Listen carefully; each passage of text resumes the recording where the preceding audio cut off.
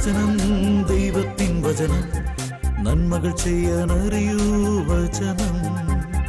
വചനമറിഞ്ഞാൽ ആത്മാവുണരും ഹൃത്തിൽ. വചനം വചനം ദൈവത്തിൻ വചനം. വചനം വചനം ദൈവത്തിൻ വചനം.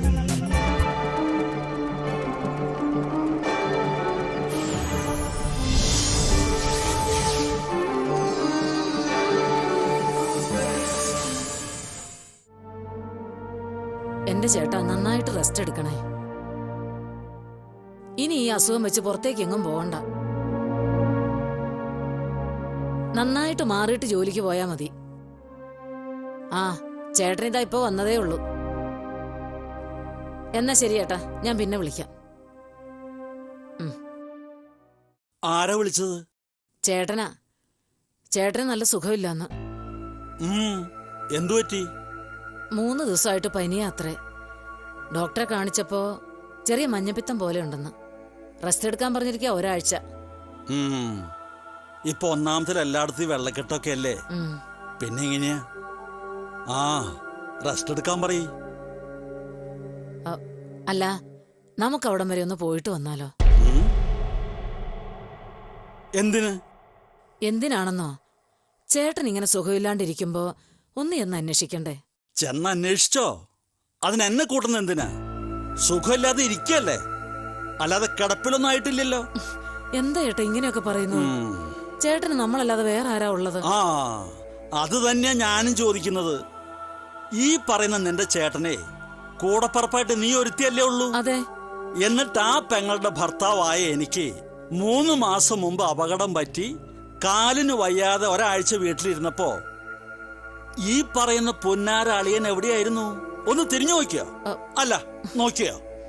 ഇല്ലല്ലോ. അതാ ഞാൻ പറഞ്ഞത്, ഇങ്ങോട്ട് കാണിക്കുന്ന സ്നേഹമൊക്കെ തന്നെ തിരിച്ചങ്ങോട്ടും കാണിച്ചാൽ മതിയെന്ന്. അഹന്തയോടെ മേലിൽ സംസാരിക്കരുത്. നിന്റെ നാവിൽ നിന്ന് ഗർവ് പുറപ്പെടാതിരിക്കട്ടെ. കാരണം കർത്താവ് സർവജ്ഞനായ ദൈവമാണ്. 1 സാമുവേൽ 2-ാം അധ്യായം 3-ാം വാക്യം. അല്ല, അത് പിന്നെ അന്ന് ചേട്ടൻ ജോലി തിരക്കായിട്ട് കോയമ്പത്തൂരായിരുന്നില്ലേ? ഹോ, ഈ കോയമ്പത്തൂർ എന്ന് പറയണതേ അമേരിക്കയുടെ അയൽ രാജ്യമൊന്നും അല്ലല്ലോ. വേണോന്ന് വെച്ചാ 6 മണിക്കൂർ പോലും വേണ്ട അളിയനൊന്ന് വന്നിട്ട് പോവാൻ. ഇതെന്തൊരു അനാവശ്യ വാശിയാ. അന്ന് നിങ്ങൾക്ക് കാലിന് കാര്യമായിട്ട് പറ്റിയിട്ടൊന്നുമില്ലായിരുന്നല്ലോ. പിന്നെ നിങ്ങളെ പോലെയാണോ? ചേട്ടനൊന്നും മരുന്ന് എടുത്തു കൊടുക്കാൻ പോലും അവിടെ ആരുമില്ല. ചേട്ടന്റെ മോക്കും മരുമോനും ദുബായിൽ നിന്ന് വന്ന് ചേട്ടനെ നോക്കാൻ പറ്റുമോ? എന്തെങ്കിലും ഉണ്ടായാ ഓടിച്ചെന്നൊന്ന് നോക്കാൻ നമ്മൾ മാത്രമല്ലേ ഉള്ളൂ.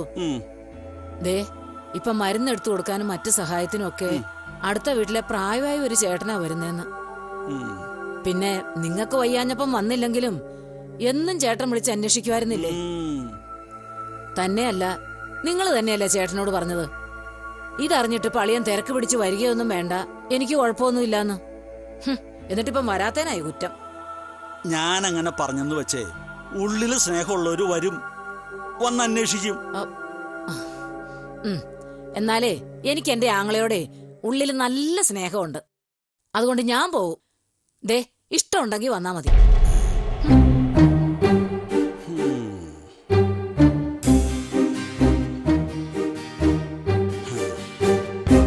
എന്റെ അളിയന് സുഖമില്ലാന്ന് ഇവള് പറഞ്ഞപ്പോ തൊട്ട് ഞാൻ പറയണതാ നമുക്കൊന്ന് പോയിട്ട് വരാന്ന്. എവിടെന്ന്? ജോലിക്ക് പോകുന്ന എന്നൊക്കെ തിരക്ക് ഇവക്ക.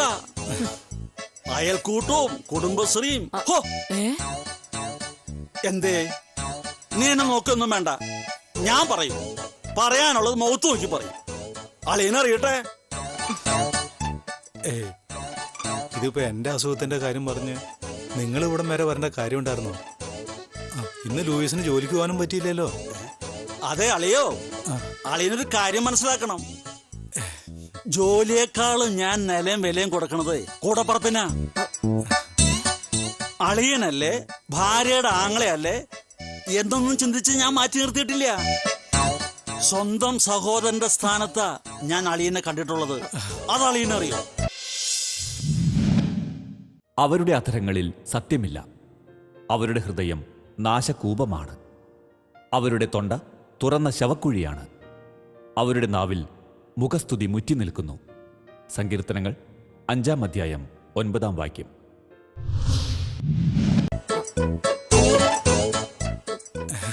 അതിനൊന്നും പറഞ്ഞില്ലല്ലോ ലൂയിസേ. ലൂയിസിനെ എനിക്കറിയില്ലേ. എന്നിട്ടിപ്പം മരുന്നൊക്കെ കഴിച്ചോ ചേട്ടാ? ഹോ, അതെന്തിനാ നീ ചോദിക്കണത്? അതങ്ങോട്ട് എടുത്തു കൊടുത്താ പോരെ?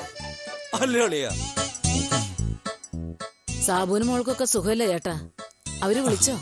ഹോ, എന്റെ ഗ്രേസി, എന്ത് ചോദ്യം നീ പിന്നെയും ചോദിക്കണത്? ഇങ്ങനൊരു അവസ്ഥയിലിരിക്കുന്ന അളിയനെ പിന്നെ അവര് വിളിക്കാതിരിക്കോ? അവര് സ്നേഹമുള്ള മക്കളാ. നിനക്കറിയോ, ഇപ്പോഴും എന്നെ ലൂയിസ് അങ്കിളേന്ന് തികച്ചു വിളിക്കില്ല. അറിയോ നിനക്ക്? അളിയനറിയോ? അല്ല ലൂയിസേ. ദേ, പിന്നെ ഞാനൊരു കാര്യം അങ്ങോട്ട് പറയാം. അളിയനെതിരൊന്നും പറയരുത്. എന്താ ലൂയിസേ? അളിയൻ ഇനി അവരെ ഇവരെയും കൂട്ടി നിർത്തി കഷ്ടപ്പെടുകയൊന്നും വേണ്ട. 2-3 ദിവസം അവൾ ഇവിടെ നിൽക്കട്ടെ. അളിയന്റെ റെസ്റ്റൊക്കെ കഴിഞ്ഞിട്ട് ഇനി വന്നാ മതി. മനസ്സിലായോ?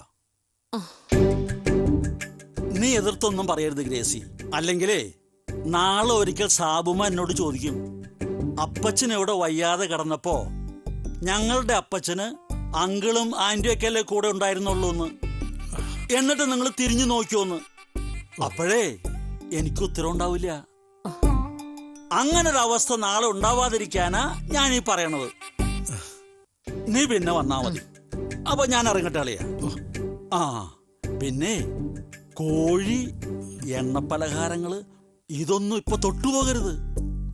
ആകെ കഞ്ഞും ചുട്ട പപ്പട് മാത്രം ഇപ്പൊ കഴിക്കാം. കാരണേ ഇത് മറ്റവനാ മഞ്ഞപ്പിത്തം. കൂടി കഴിഞ്ഞാലേ തട്ടിപ്പോവും.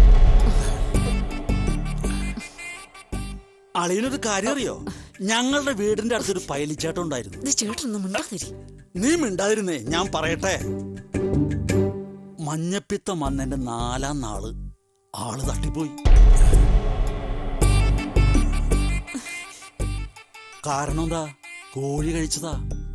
അതുകൊണ്ട് അളിയൻ അതൊന്നും ഇപ്പൊ കഴിക്കണ്ട. ഇപ്പൊ കഞ്ഞി മാത്രം കുടിക്കും. ഞാൻ അളിയന് കോഴിയൊക്കെ വാങ്ങിച്ചു തരാം. ഈ മഞ്ഞപ്പിത്തൊന്ന് മാറിക്കോട്ടെ. അതുവരെ നന്നായിട്ടൊന്ന് ശ്രദ്ധിക്കും.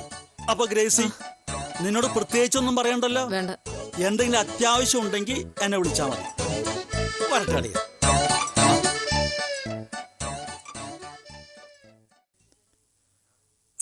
എനിക്കറിയാം, സ്നേഹമുള്ളവനാ.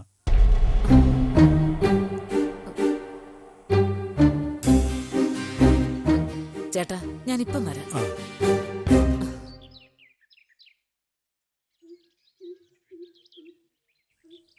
ചേട്ടാ, ചേട്ടാ. ആ എന്തേ? എന്തു പറ്റി? എന്നാലും ചേട്ടൻ ഇങ്ങനെ ചാടി കയറി ഒരു തീരുമാനം എടുത്തത് ശരിയായില്ല. എന്ത്?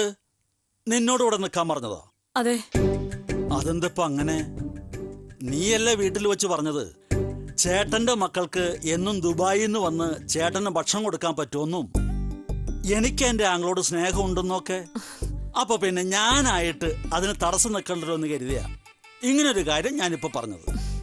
അല്ല, അതിന് നിനക്കെന്തെങ്കിലും ബുദ്ധിമുട്ടുണ്ടെങ്കിൽ ഞാൻ മാറ്റി പറഞ്ഞേക്കാം. നീ വാ, ആളിനോട് നമുക്ക് കാര്യം പറഞ്ഞിട്ട് നമുക്ക് ഒരുമിച്ച് തിരിച്ചു പോവാം. ഓ എന്റെ ചേട്ടാ, ചേട്ടൻ ഇതെന്തൊക്കെയായി പറയുന്നേ? അങ്ങനെ ഇപ്പൊ ഓടിച്ചെന്ന് പറഞ്ഞാ ചേട്ടൻ എന്ത് വിചാരിക്കും? എന്ത് വിചാരിക്കുന്നു? വളരെ മോശമായിട്ട് തന്നെ നമ്മളെ പറ്റി വിചാരിക്കും. ഞാൻ പോന്നതിന് ശേഷം നീ എന്റെ പിന്നാലെ വരിക. അത് കഴിഞ്ഞ് ഒരുമിച്ച് ചെന്ന് ഞാൻ ഇവിടെ നിൽക്കുന്നില്ല, ഒരുമിച്ച് തിരിച്ചു പോവാന്ന് പറയുമ്പോ ആളിനത് വിഷമാവും. ദേ, നിനക്ക് തന്നെ എന്റെ കുറച്ചില്. ഇതിപ്പോ ഇവിടെ വന്നിങ്ങനെ സംസാരിച്ചിരിക്കുമ്പോ പെട്ടെന്നൊരു സ്നേഹം ചേട്ടനോട് തോന്നാൻ എന്താ കാര്യം? പെട്ടെന്ന് തോന്നാൻ എന്താ കാര്യമെന്നോ? അത് പെട്ടെന്ന് തോന്നിയതൊന്നല്ല.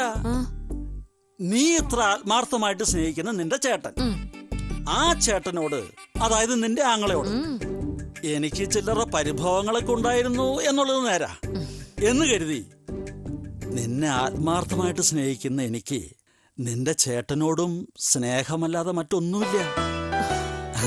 ഞാനത് പുറമെ കാണിക്കുന്നില്ലെന്നേ ഉള്ളൂ. ഓ എന്റെ ദൈവമേ, എനിക്ക് സമാധാനമായി. നീ ഇവിടെ 2 ദിവസമോ 4 ദിവസമോ നിന്നിട്ട് പോന്നാ മതി. അളിയന്റെ അസുഖമൊക്കെ മാറട്ടെ. നീ പറഞ്ഞതുപോലെ അളിയന് നമ്മളല്ലാതെ വേറെ ആരാ ഉള്ളത്? എങ്കിൽ പിന്നെ നീ ചെല്ലു. അല്ലേട്ടാ, എന്നാലും ചേട്ടൻ അവിടെ ഒറ്റയ്ക്ക്.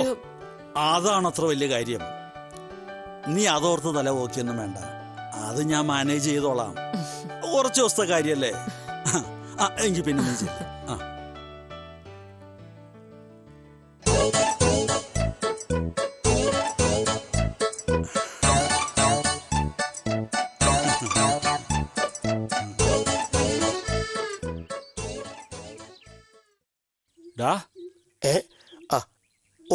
എന്റെ സേവറെ, എത്ര നേരോടെ ഞാനിവിടെ കാത്തു നിൽക്കണത്?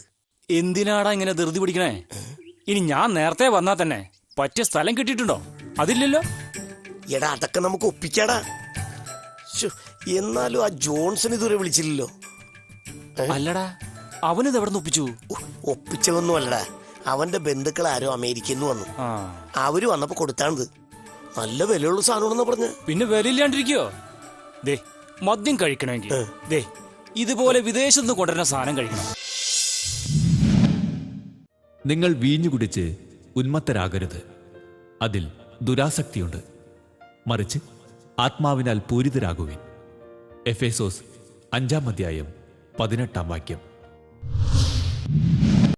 കഴിക്കണമെന്ന് പറഞ്ഞുകൊണ്ട് കാര്യമായ ആ ജോൺസൺ ഇങ്ങോട്ട് കുപ്പിയും കൊണ്ട് വരുന്നതിന് മുമ്പേ നമുക്ക് കഴിക്കാനുള്ള സ്ഥലം കണ്ടുപിടിക്കണ്ടേ? നീ അതിനെപ്പറ്റി ഒന്ന് ആലോചിക്കും. നീയല്ലേ എന്നെ വിളിച്ചപ്പോ ലൂയിസേന്റെ ആ പുഴക്കരയിലുള്ള പഴയ കെട്ടിടത്തിന്റെ കീ മേടിക്കാന്ന് പറഞ്ഞത്? ഏയ്, ഈ ലൂയിസേട്ടൻ ഭാര്യയായിട്ടേ അവരുടെ ആങ്ങളെ കാണാൻ പോയിരിക്കുകയാണ്. പുള്ളി എപ്പോ വരുമെന്നൊന്നും പറയാൻ പറ്റില്ല. അല്ലടാ, ഇനിയിപ്പോ എന്താ ചെയ്യാ? ജോൺസൺ വന്നല്ല. എടാ, നീ എന്താ ഈ വെറുങ്കയോട് വന്നേക്കണേ?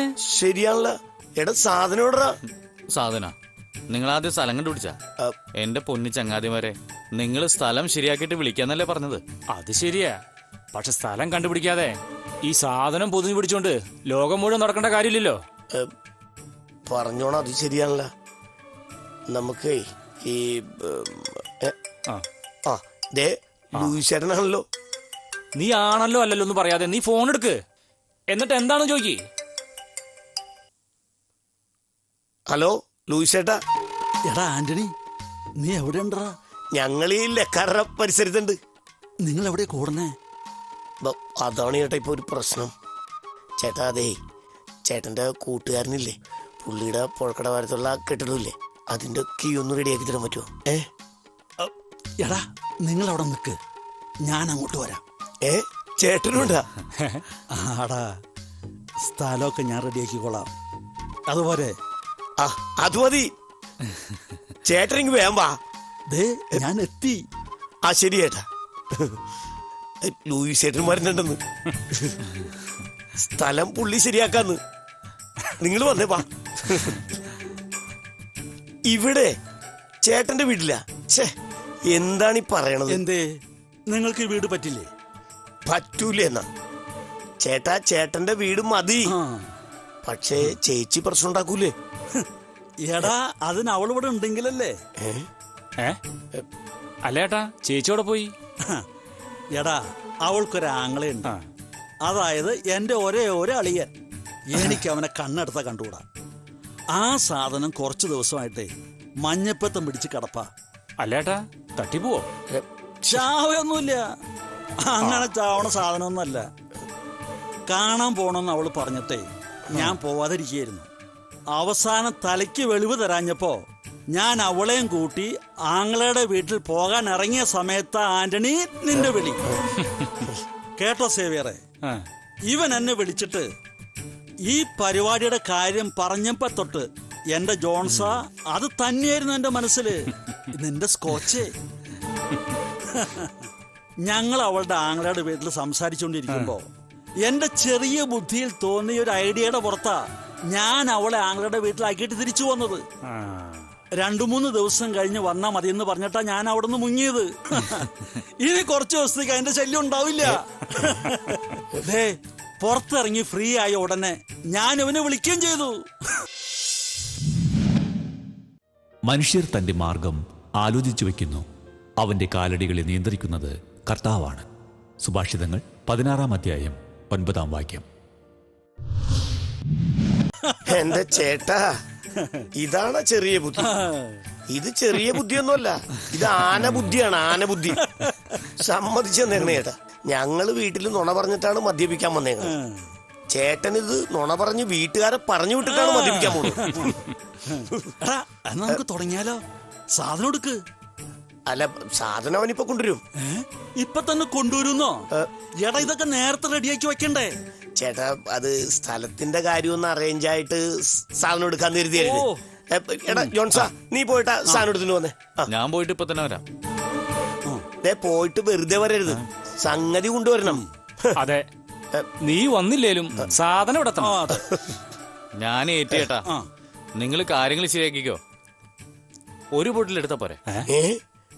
ഒരു ബോട്ടിലെടുത്താ മതിയാന്ന? അപ്പൊ ബോട്ടിൽ എത്രണ്ണുണ്ട്? 2 ഇരിപ്പുണ്ട്. ഞാൻ ഇന്ന് കുടിച്ചു മരിക്കും. നീ എടുത്തിട്ടോ, 2 കൊടുത്തേ. എന്തല്ലേ ഫുഡിന്റെ കാര്യം ഞാൻ ഏറ്റു. ഫുഡ് ലാഭിഷായിക്കോട്ടെ. ആയിക്കോട്ടെ, നമ്മൾ ഇനി രാവിലെ വിരിയുന്നുള്ളൂ. ഫുഡിന് അത്ര അവിടെ ഇരിക്കട്ടെ, കാശൊക്കെ എന്റെ കയ്യിലുണ്ട്. അപ്പൊ ഞാൻ പോയിട്ട് വരാം. ഞങ്ങൾ ഇവിടെ ഉണ്ടാവും. Okay okay. ചേട്ടാ അകത്തേക്ക് കേറിയതാകത്തേക്ക്. ഇവന്മാരിത് എവിടെ പോയി കിടക്കുക? ആന്നേ, മനുഷ്യന്റെ ക്ഷമ കിട്ടു. ഈ ഒരു കാര്യത്തിന് കാത്തിരിക്കാന്ന് പറഞ്ഞ അത് ജീവപര്യന്തം ജയിലിൽ കിടക്കുന്നത് പോലെയാ. ചേട്ടനപ്പൊ ജയിലിൽ കിടന്നിട്ടുണ്ടോ? ഞാനൊരു ഉദാഹരണം പറഞ്ഞതല്ലേ. അതുവരെ സീരിയസ് ആക്കി. നീ ഇങ്ങനെയുള്ള സമയത്ത് ഇങ്ങനെയുള്ള കാര്യങ്ങൾ പറയല്ലേ. പിറകില് വാതിൽ തുറന്നുണ്ടോ? ആദ്യം ഞാൻ അപ്പ വന്നപ്പോ തന്നെ തുറന്നിട്ടുന്നേ. അവര് എളുപ്പം കയറിക്കോട്ടെ നേരി. അവന്മാരെന്താ കാണാത്തെ? ഫുഡ് റെഡി ആയിട്ടുണ്ട്. ഞാൻ ഫുഡ് വിളിച്ചു പറഞ്ഞിട്ടുണ്ട്, അതിപ്പം ഇങ്ങെത്തും.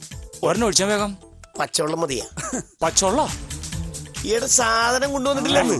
വന്നില്ലേ നേരായിട്ടും? അവൻ പോയിട്ട് 1/2 മണിക്കൂറായല്ലോ. അവനെ വിളിച്ചേൻ?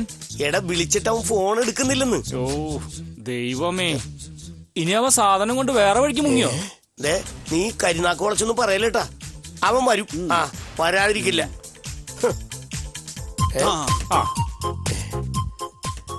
നീ ഇതെവിടെയായിരുന്നു?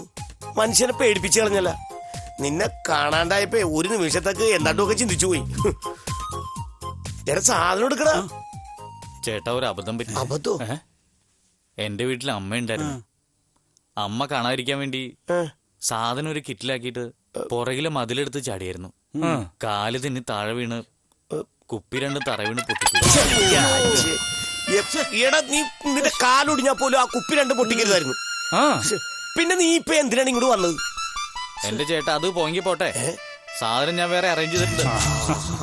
ആളിപ്പോ അതും കൊണ്ട് ഇങ്ങോട്ട് വരും. ഇത് അയാള് തന്നെ. നീ ചെന്ന് സാധനം മേടിച്ചോണ്ട് വന്നേ. അവൻ കൊള്ളാട്ടാ. ജോൺസണോ? ചേച്ചിയായിരുന്ന? ചേച്ചി എന്താ ഇവിടെ? എന്താ ചേട്ടനവിടെ? ഞാനിവിടെ അങ്ങോട്ട് ചെല്ലാം. അവര് വരട്ടെ. ഗ്ലാസ് ഒക്കെ റെഡിയാക്കി വെക്ക. വര, ഒഴിക്ക, കഴിക്ക. എടാ, നീ അവിടെ എന്തെടുക്ക? സാധനം കിട്ടില്ല. എന്ത് സാധനം ചേട്ടാ? ഇവൻ എന്തിനു വന്നതാ? എന്ത് സാധനത്തിന്റെ കാര്യമാ പറഞ്ഞത്? അതായത് ചേച്ചി, നീ ഒന്നും ഉണ്ടായിരുന്നേ. അതെ, ഉദ്ദേശിച്ചതേ പണി സാധനങ്ങളാ. പണി സാധനങ്ങളോ? നിനക്കൊരു കാര്യം അറിയോ? ഞാനിവിടെ വന്നു കയറിയപ്പോഴേ എനിക്ക് സ്വിച്ചിന്ന് ഷോക്ക് അടിച്ചളിയാ. എന്റെ ദൈവമേ, ഏത് സ്വിച്ചിന്ന്? അല്ല, അങ്ങനെ ഭീകരമായിട്ടൊന്നുമില്ല. ചെറിയ ഷോക്ക്.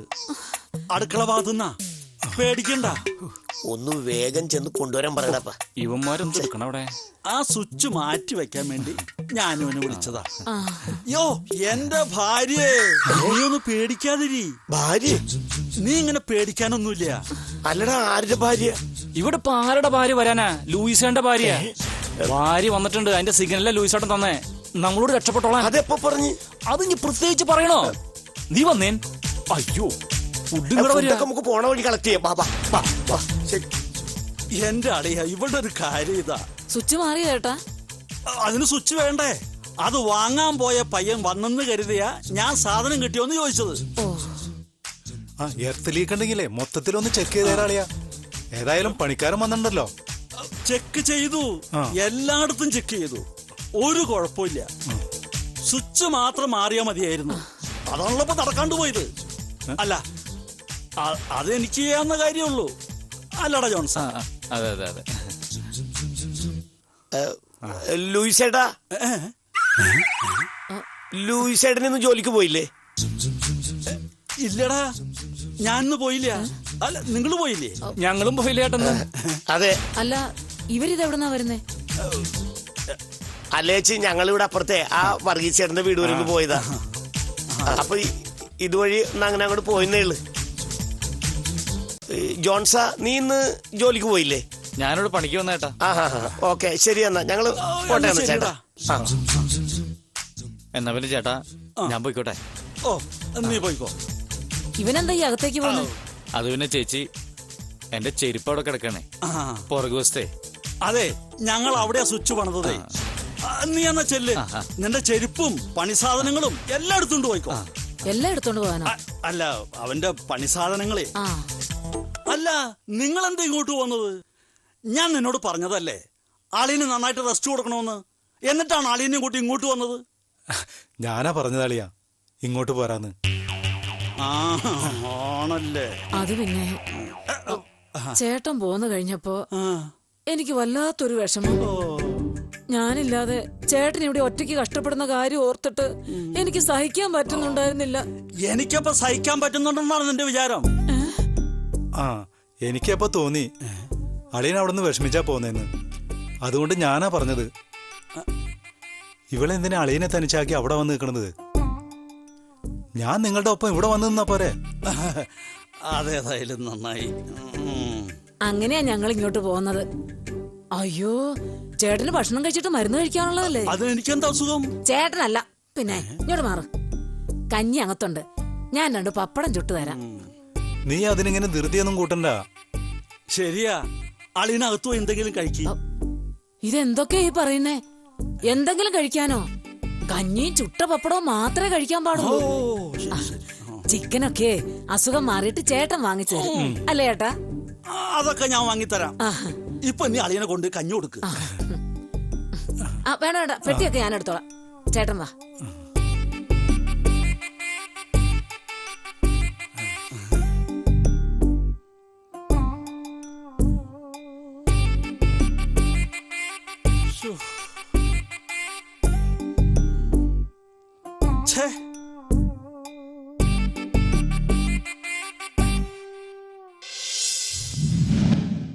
മനുഷ്യൻ പദ്ധതികൾ വിഭാവനം ചെയ്യുന്നു. അന്തിമമായ തീരുമാനം കർത്താവിൻ്റേതത്രേ. സുഭാഷിതങ്ങൾ 16-ാം അധ്യായം 1-ാം വാക്യം.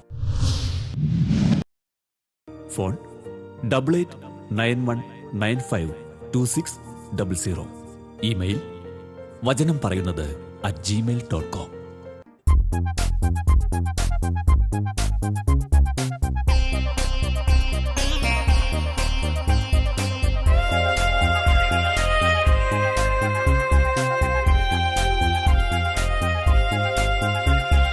വചനം വചനം ദൈവത്തിൻ വചനം, നന്മകൾ ചെയ്യാൻ അറിയൂ വചനം.